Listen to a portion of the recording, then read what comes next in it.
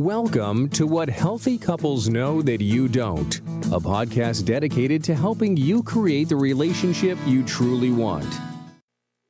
Denial and Self-Deception Damage Relationships, episode 119.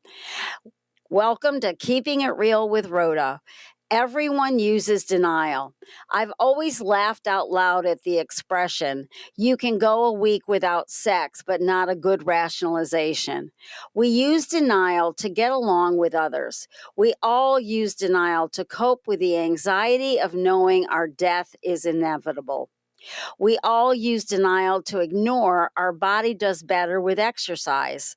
We use denial to eat exactly what we want or to continue to smoke because cigarettes are soothing. We deny the reality of potential harm because of the short-term satisfaction. Think of the colleague at work who always spins the story of why others get a raise or are promoted, or your friend who reads too much into simple acts of politeness as indicating deeper romantic feelings. We all make too many excuses for ourselves. We all swim in the sea of denial. There was a 1997 study by Johnson and Ross of 80 participants, which is not a huge number, but it found greater self-deception predicted worse problem solving and greater hostility, which would certainly impact all of our relationships. A 2011 study by Chance et al. Found that, quote, people often rationalize their questionable behavior in an effort to maintain a positive view of themselves, a mistake that can prove costly in the long run. One of the things I tell my clients who are dating is to be aware of someone who lacks self-awareness. It's one of the 25 things to be on guard for on the dating page of my website, therapyideas.net. When individuals are in denial about their own bad behavior, shortcomings, or the impact of their actions on others, it can lead to a lack of accountability and difficulty in building trust with others. That's why I'm so good at being able to say, I'm sorry. Honest and open communication is vital for healthy relationships, and self-deception can hinder the development of such communication. I'll never forget the sense of betrayal one man had when he discovered the woman he married had kept secret her $100,000 of credit card debt. It was Mark Twain who said, "We do not deal much in fact when we are contemplating ourselves." Accepting reality and acknowledging one's strengths and weaknesses is essential for personal development. By denying or distorting reality, individuals may miss opportunities for growth, self-improvement, and reaching their full potential.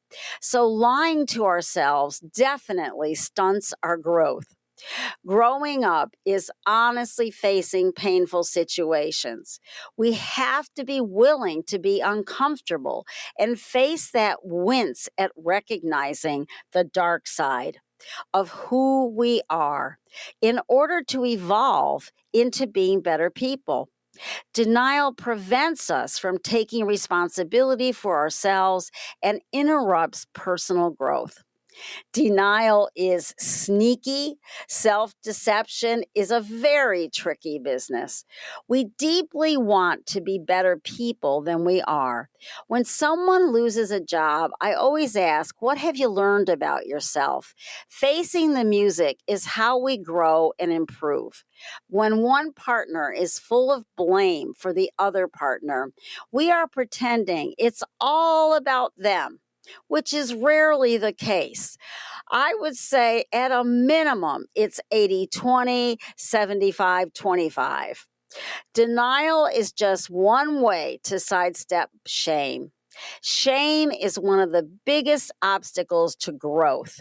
And in March of 2024, there will be a great interview episode on shame. We tend to get stuck in shame or shove it fiercely out of the picture. Shame is problematic in the extremes. It is ignored or we're drowning in it. Shame is supposed to be a pinch of recognition that you've done wrong and to help you decide to do it differently next time. I was watching the Israeli show Fauda on Netflix, and finally, in season 3, Doron recognizes he pushes so hard in dangerous situations that he contributed to his team member's death, and he stays on his farm for 2 years instead of being on his team because he recognized himself. Lying to ourselves is exhausting. It keeps us trapped in bad habits. The hard work of looking at ourselves and facing that wince of seeing our own ugliness is so worth it. Our relationship with ourselves improves when we know the good and the bad of who we are, who we all are, and we are better friends and partners when we are willing to grow up and face it. Therapists who are best help you face hard truths about yourself. Dr. Jane Greer is a marriage and family therapist, psychotherapist, author, and radio host of the Doctor On Call show at healthylife.net, featuring shrink wrap, pop psych, and let's talk sex. Conversations about love, work, and life. Her shrink wrap brand focuses on the trials and triumphs of relationships with a spotlight on what we can learn from the celebrities. Her newest book is Am I Lying to Myself? How to Overcome Denial and See the Truth. Dr. Greer is recognized as a leading national expert in sex, love, and relationships. Her website is drjanegreer.me. Thanks for joining me. Thank you. It's a pleasure to be here. All right. Would you share your perspectives on denial and self-deception? Well, denial is a necessary part of life. Without it, none of us would survive. It is the brake lining for pain. It cushions us from devastation. It helps us cope and survive. However, it's all a question of degree.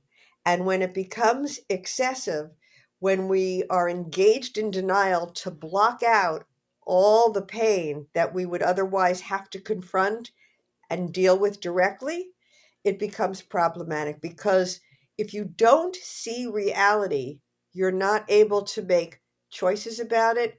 You shut out options for handling it, and you leave yourself vulnerable to the demands and needs and extortion of other people.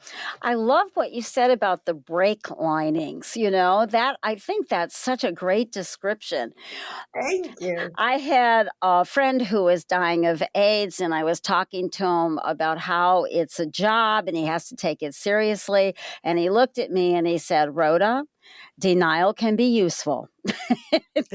And it was. Exactly that.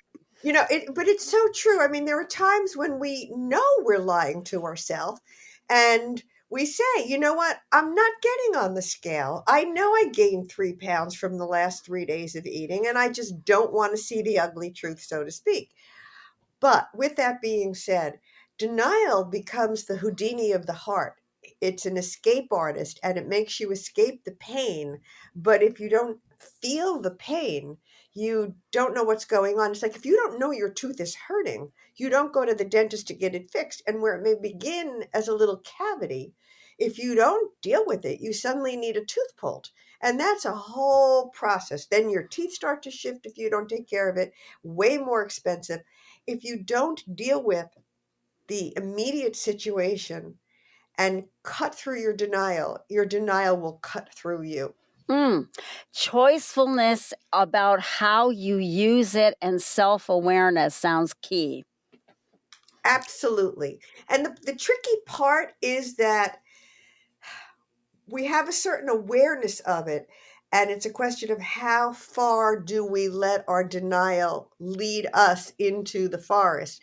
Because once you get into the forest where you can't see the forest for the trees, you're in too deep. That's true. Absolutely. So I loved your definition of many people who are the stay stuck complainer, which might Yeah. fit someone's partner or friend. Please share with my audience what this means and what to do about it because their denial is a burden upon the relationship. You said it, Rhoda. Let me say, ironically, I think everybody knows a stay stuck complainer. And they tap into your heart and your desire because you want to help them. You want their lives to go well. You want them to have the things that they say they want. And all they do is complain about what isn't working, what didn't work, what's not working, what went wrong, what should have happened, how unfairly they've been treated, why things are so hard. Everything is a litany of injustice and complaining. And invariably, what they trigger in 9 out of 10 people, if you're listening to a stay stuck complainer, you want to make it better for them. So you jump in with, well, you know what? Why don't you try this? Or why don't you do that? Or why don't you go here? Or have you tried that? And they are not in any way, shape, or form prepared to, ready to, or about to make any changes. All they are doing with you is what therapeutically we call, as you would know, venting. They just want to vent. They just want to vent their distress. They just want to vent their frustration. They just want you to hear how hard it is for them, and then that's it. So after 45 minutes, an hour, you come away absolutely like, dragging a ball and chain, depleted. You could be wrung out from the angst that you now have, and they are lighter. They feel better. They got it off their chest till the next time they call to complain, or if you're out to dinner or lunch with them to hear the complaints. So the essential thing, if you're dealing with a stay stuck complainer, is to be very aware of it. Number one, do not offer advice. Do not jump in with, try this, have you done that? You could do this. And if they ask you for advice, duck and just go with the empathy and the feelings of how hard it is for them. Oh, I really hear that you're struggling. I know you're having a difficult time.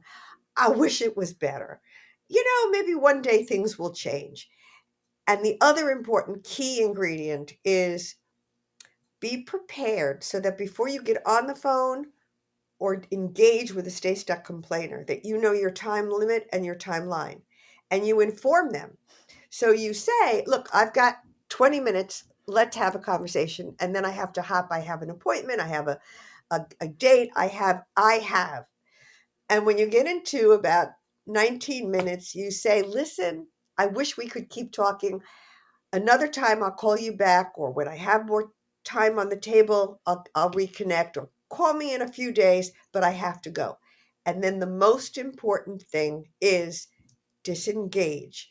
Do not wait for their approval to say to you, okay, because they will not. They will keep on talking. They will ask you another question. They'll say, but they'll circle back to, but what do I do? And try and reel you back into, tell me what to do. So you must have the clarity of how much time you're prepared to spend and devote and share because you care, and then put your limit in place and disengage. I like that. I really do. I think it's terrific advice.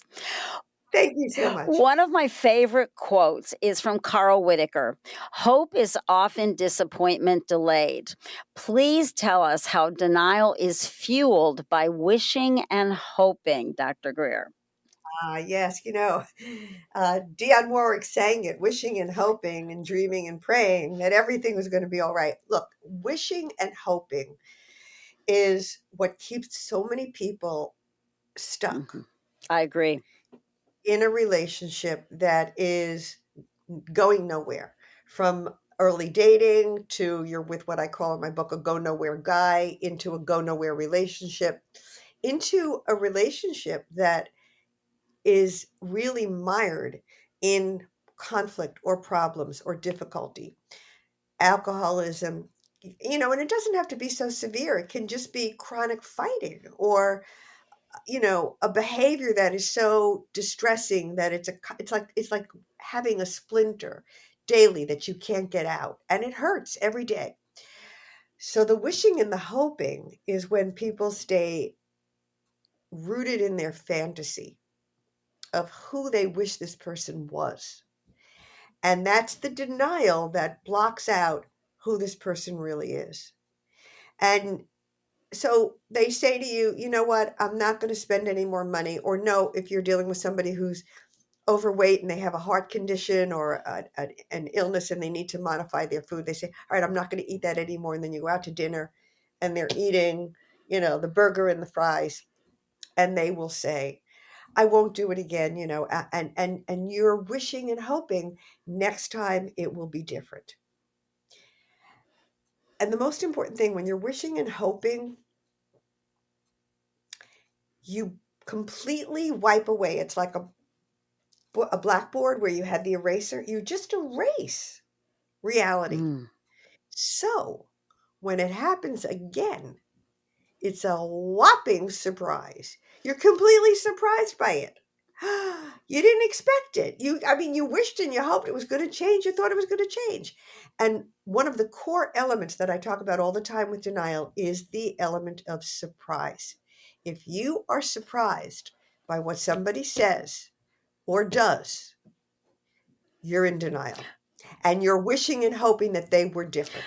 I can't tell you how many times I've said, okay, so you're surprised? Why am I not surprised? Exactly. As a therapist, I said that the other day to one of my patients. I said, look, let's just be honest. How come I knew that he was going to do this and you didn't?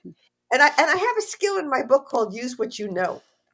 That, we all know certain truths and certain realities and certain facts. We know that if we stay up really late, we're going to be exhausted the next day. We know that if we eat 2 pieces of cake and anything we want on the menu, we're going to be over our limit by the next day. We know this.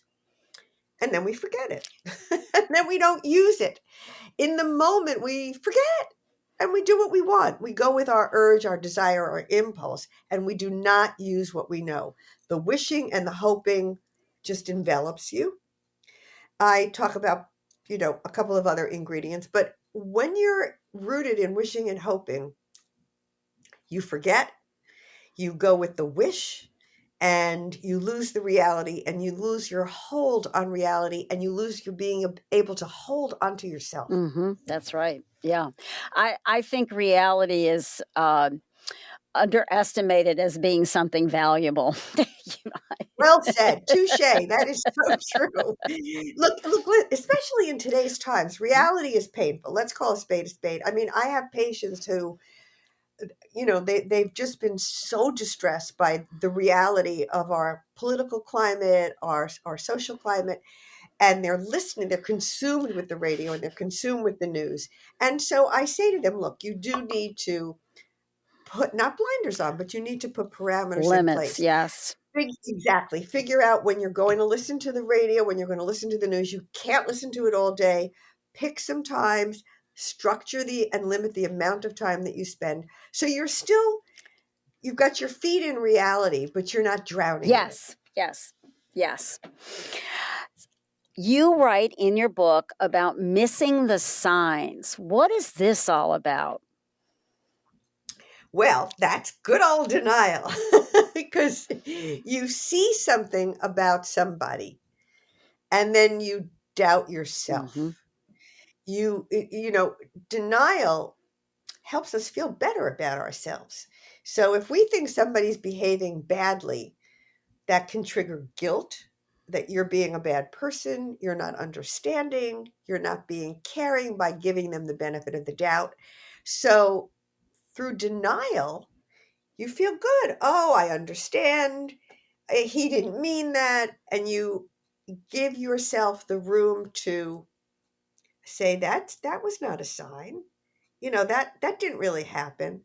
I've had people. I had one patient happened to be picking her husband up for lunch at his office, and he wasn't in there, so she went in, and on an impulse, she hit his answering machine, and she heard this woman saying, oh, something, I'm having an interesting day. I'm blowing my hair dry now. And, oh, I love you.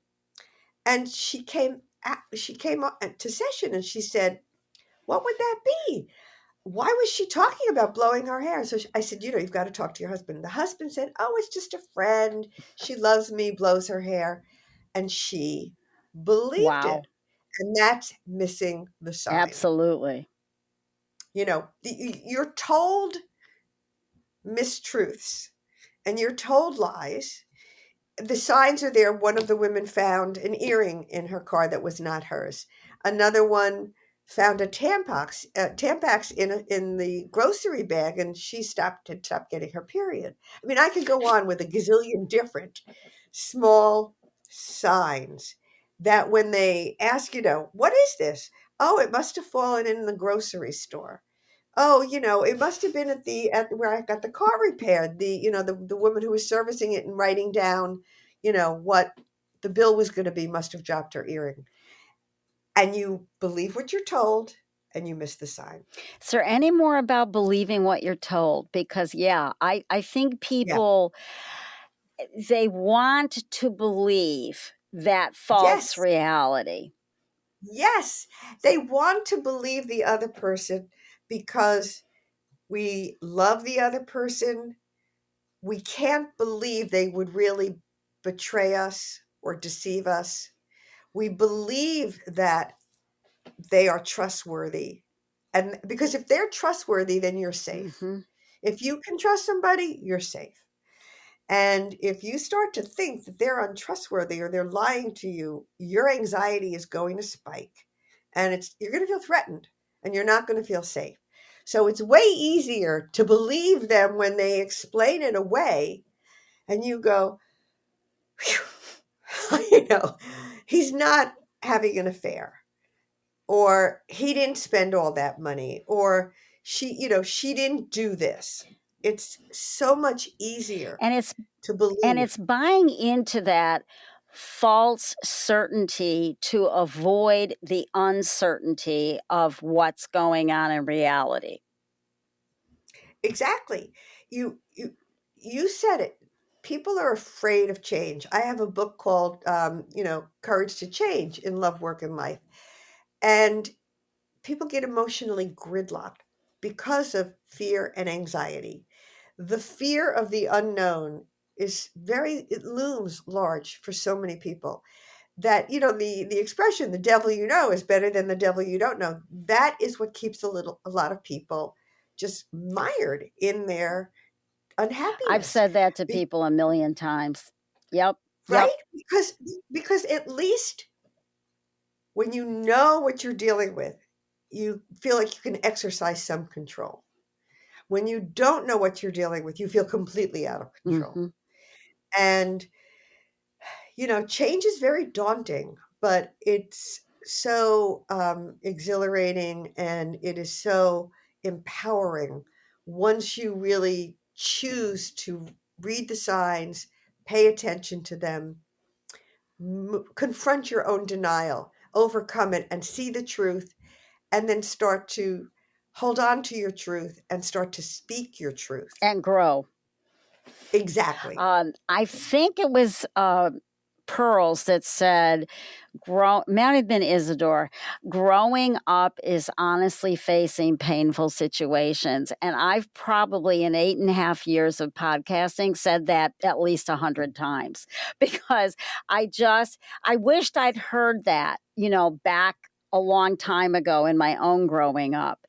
And I think Right. that looking at reality makes such a difference in the rest of your life. And you live Tremendous. better because you're dealing with your own truth. Exactly. And also you ironically, whereas people are afraid that if they embrace reality they'll be out of control, you actually are much more in control. Yes. It's like people don't want to get behind the driver's seat because they say, well, I don't know where I'm going and how am I going to get there. So I'll stay in the passenger seat and read the map.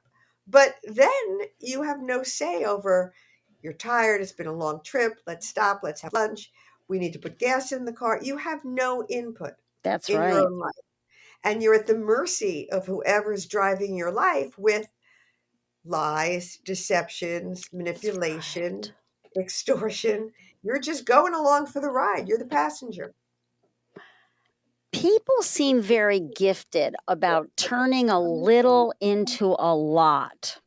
Mm. And what that made me think of is a client that I have said to her, "You've made a devil's bargain." And I'm not talking about his drinking anymore. We're done with that. He's committed. That's what he wants. And you get to work part time. You get a nice life. And that's the devil's bargain you've made. And Well said. and that you got to live with the reality of that instead of Absolutely. complaining about it. Right. Exactly right. Well, I denial to me is turning a little into a lot, and it's also turning a lot into a little. So Mm, turning a little into a lot starts with, you're not getting, if you're dating or you're in a relationship, you're not getting the time or attention that you need. Your needs are not getting met in the way that you would hope. But if they do in any way, it becomes monumental. So if he hasn't called for 2 weeks or 3 weeks and then he calls, instead of it being, boy, that is a once in 3 weeks, it becomes, he called. And it becomes much more than what it really is, so that you stay wishing and hoping for more. mm, And turning a lot into a little is when you're dealing with a lot of bad behavior and you say, it's not so bad. It doesn't happen that much. You know, you forget. You miss the signs. You forget that he canceled 3 times last month, or you forget that your partner promised to pick up the laundry, the dry cleaning, and didn't 2 times previously. So every time it's like it just happened again. And it's like, oh, it's not that bad because it's one time. wow, that's great.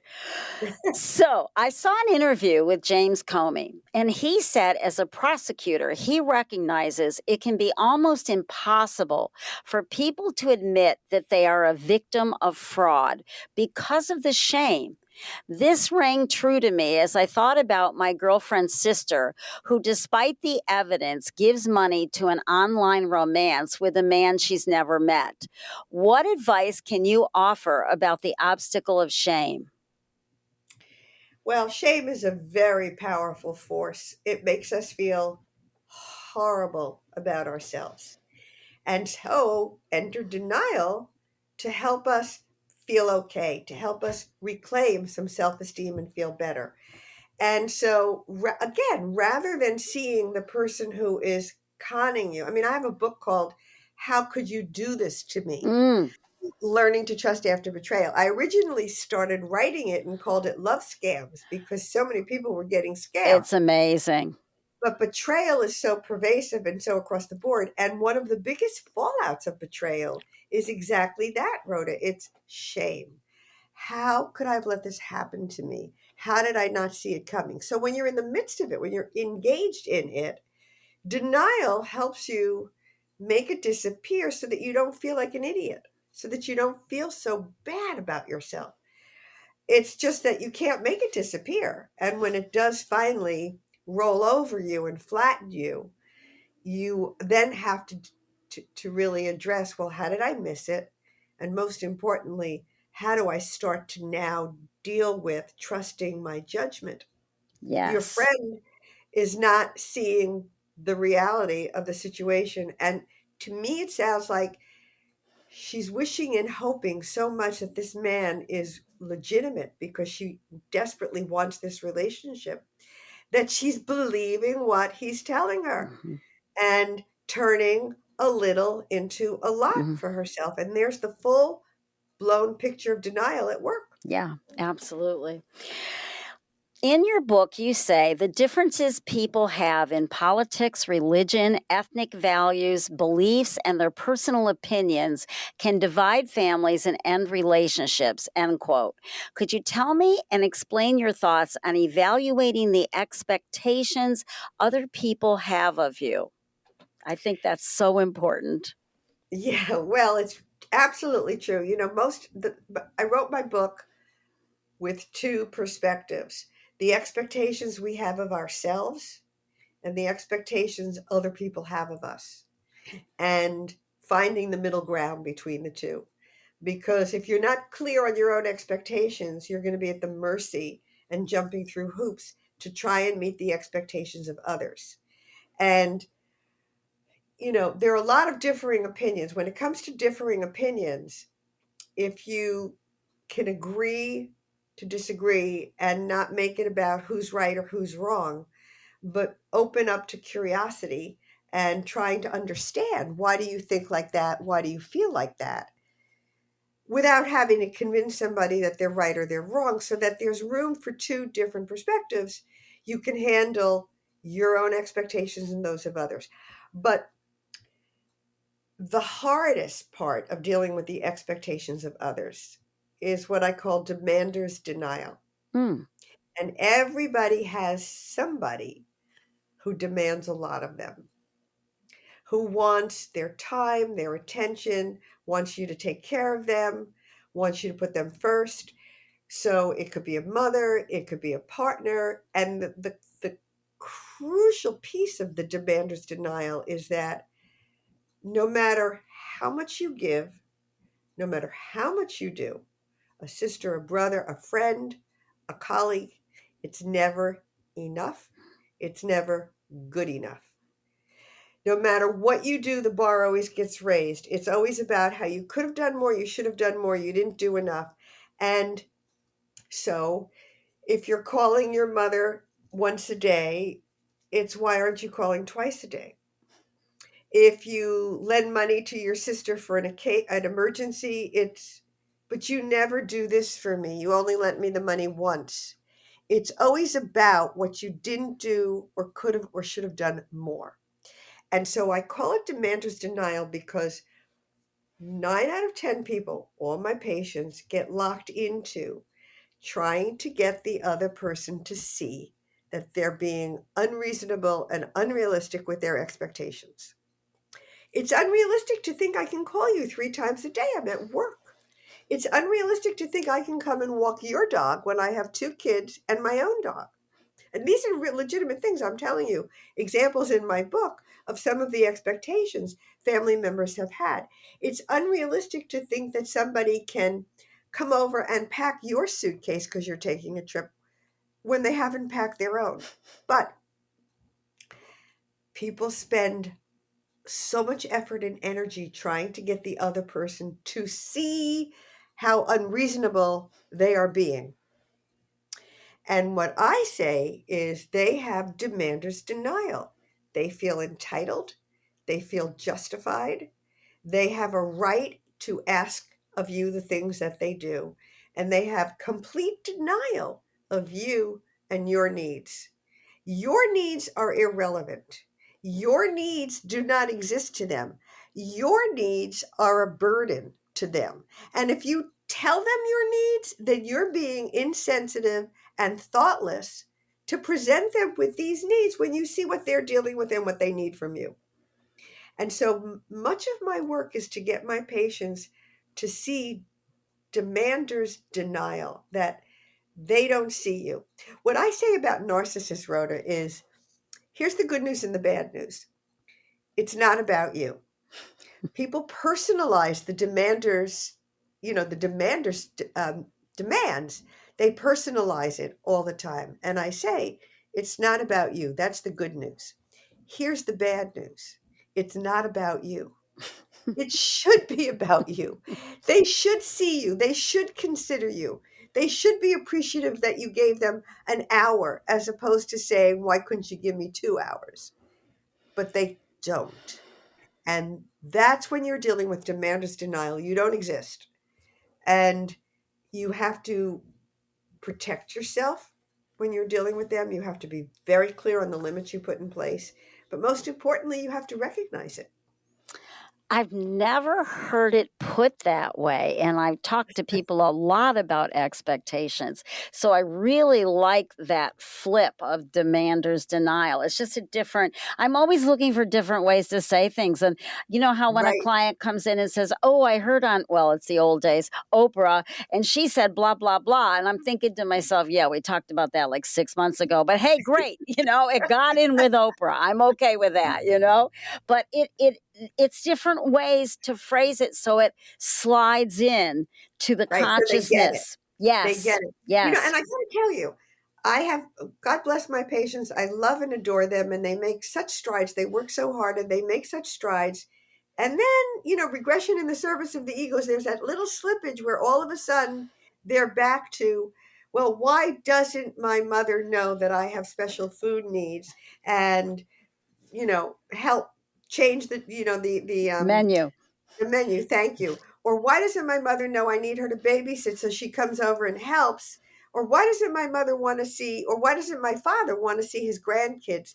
They go right back into the hurt and the pain at being so, at feeling so irrelevant. Mhm. And they take it so personally that they're not loved and they're not cared for. That's not the truth. They Mm. are loved, but they're loved for what they do for that family member. And it's the baseball fan mentality. What have you done for me lately? If you didn't do what that person wanted that day, then you're not exactly going to be loved. You're going to be criticized and blamed and put down. And my patients come to realize that there's no way to win when I had one gal one time. Her mother left her scarf on the chair, and it was like 20 degrees outside. And she said, I stood there and debated. Should I bring her the scarf or not? I didn't know whether she left it because she didn't want to be bothered with it or if she forgot it and was going to freeze. And I didn't know what to do. She said, so I took it out to her. And sure enough, she said, I didn't want it. Why do you think I left it there? And I said to her, I got news for you. If you didn't bring it out to her, you better be sure she would have said, how could you not bring out my scarf in 20 degrees weather when I forgot it? Unquestioningly, because you're dealing with the demander for whom it's never enough. They are driven by their own deprivation, and you can't jump high enough. They'll raise the bar. One of my favorite stories was the birthday.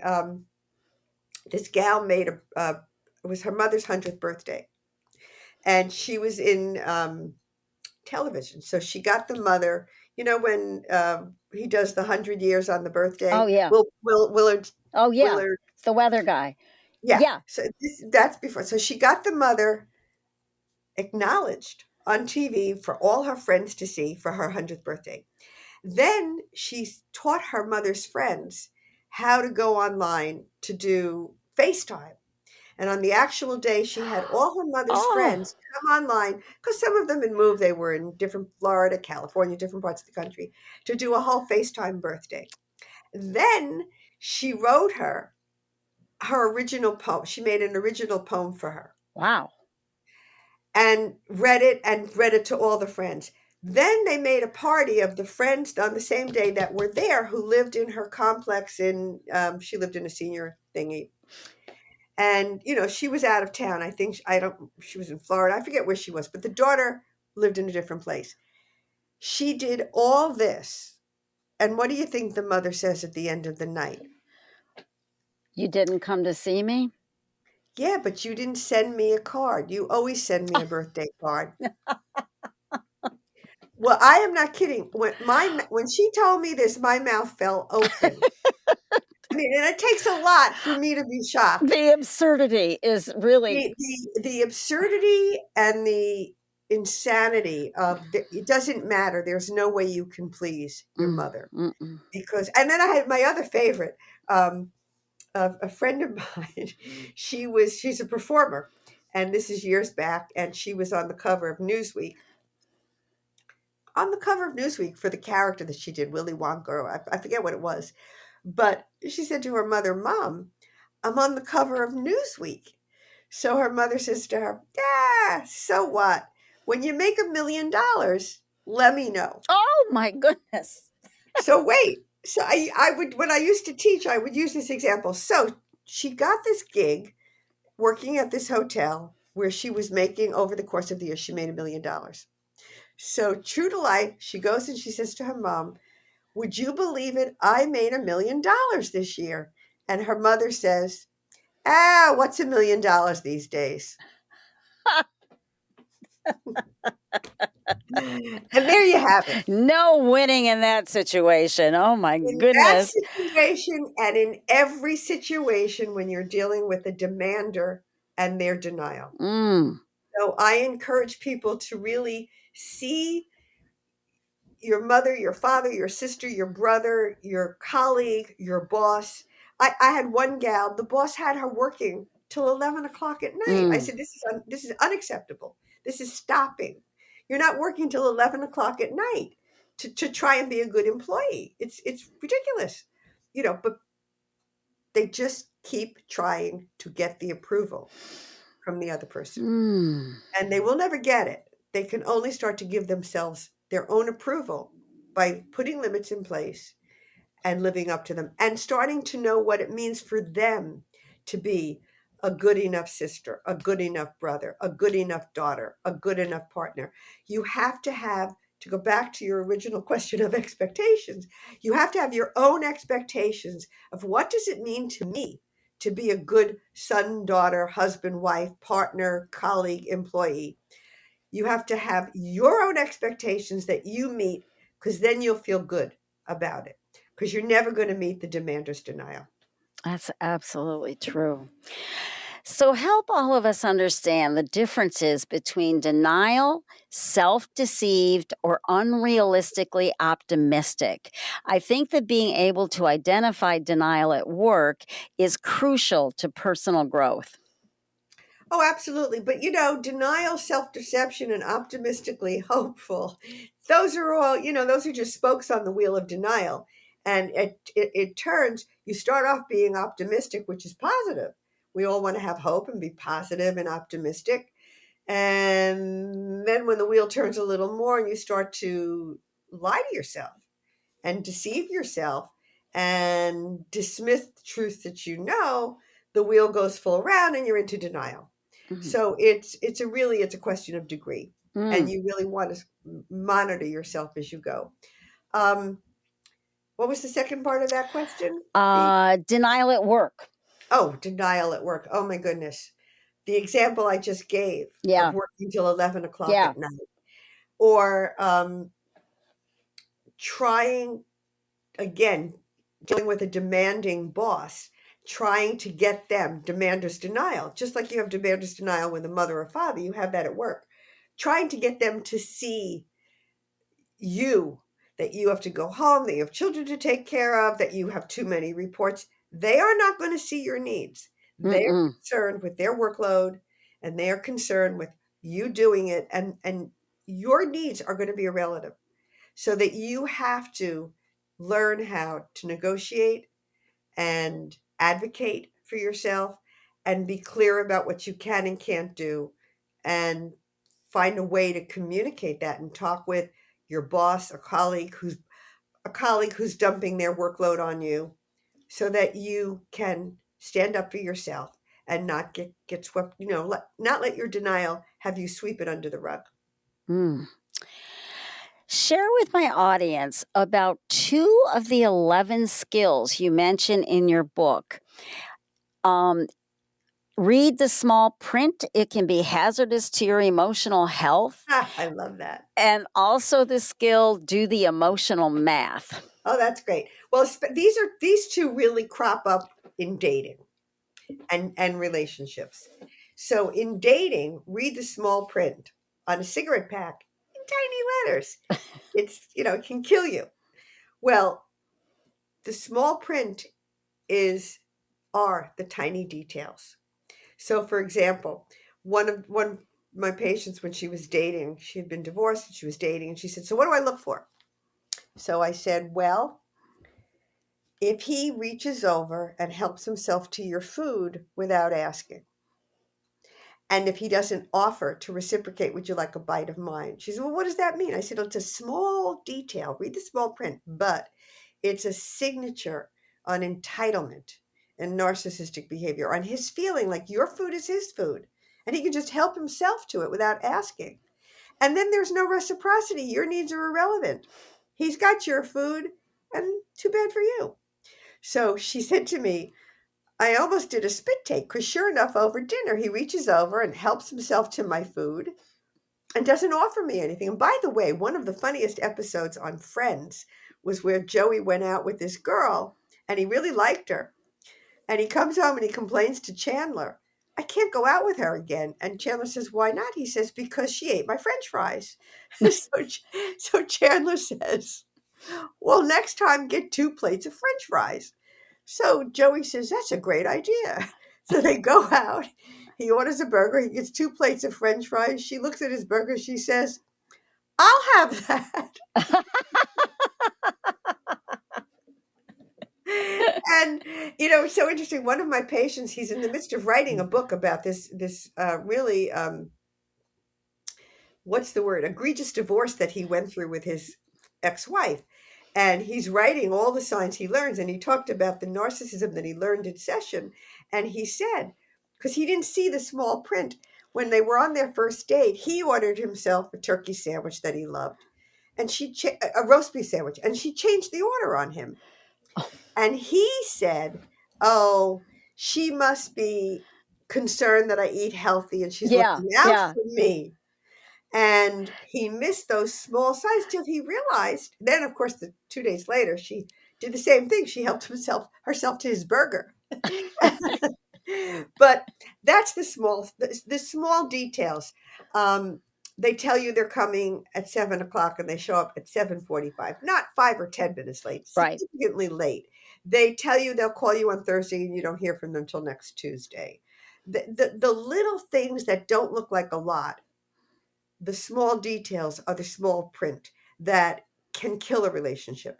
And then um, the do the emotional math is really important, because the small details, each one in and of itself, is not like a big deal. So I tell my patients, write it down.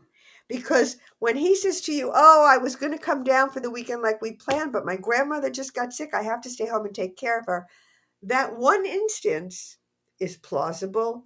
You understand, you feel bad for him, and it's fine. It's separate when it happens again that, oh, the pipe burst and now he's got to deal with helping his mother. And each instance in and of itself is plausible, and you don't see the big picture. Mm-hmm.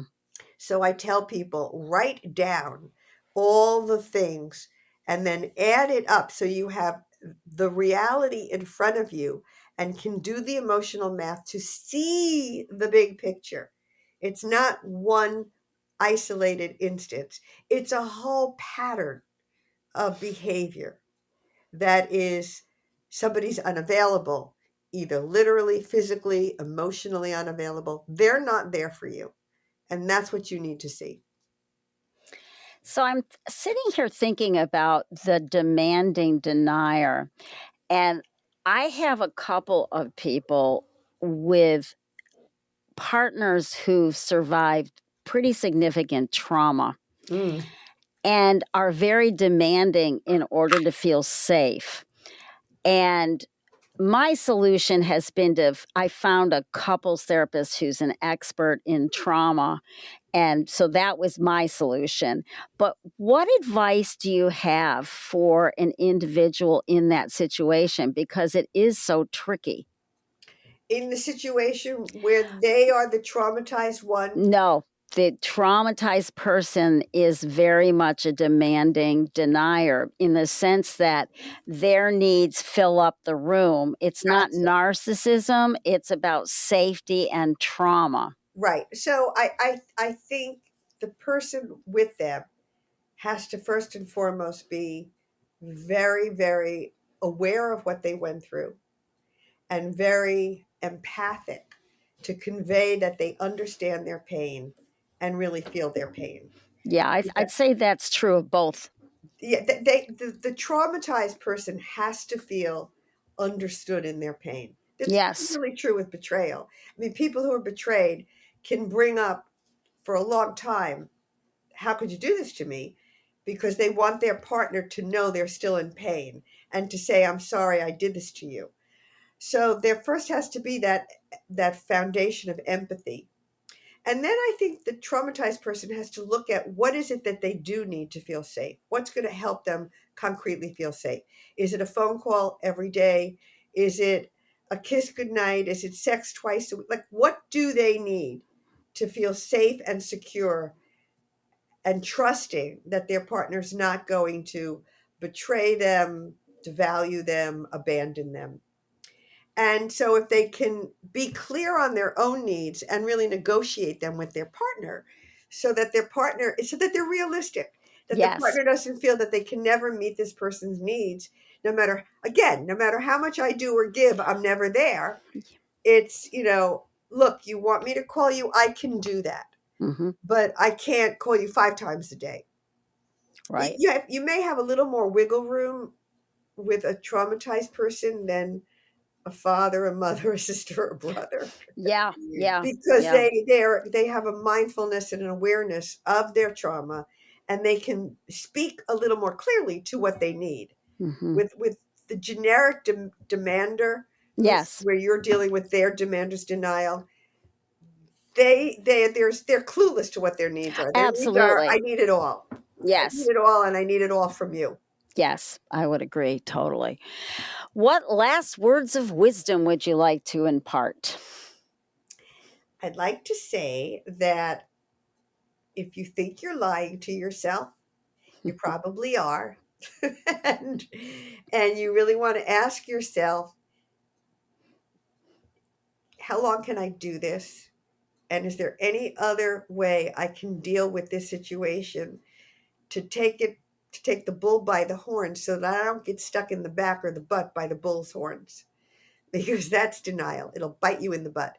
Yeah. And to do that, I would encourage everybody listening to read Am I Lying to Myself? How to Overcome Denial and See the Truth, because I really tried to lay it out very clear and very simply so that you see it and understand it with all my patients. Every story in my book is true. And it helps to see yourself in other people to say, well, that's exactly what I'm dealing with. And my skills are real easy peasy. Read the small print, I did love the 2 that you just shared with us, and there are 9 more inside your book. Well, thank you so much. Yeah, I think it's a really I've written a book, How Could You Do This to Me? A book on betrayal. I have a book called What About Me? Stop Selfishness from Ruining Your Relationship.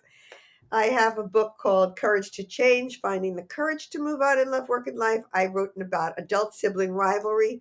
All these relationships that we had with our sisters and brothers are dynamic and active and alive in our relationships with spouses and friends and colleagues. But I must say that my denial book, I think, is really my favorite book. All right. Thank you for listening all the way through. I appreciate you all so much.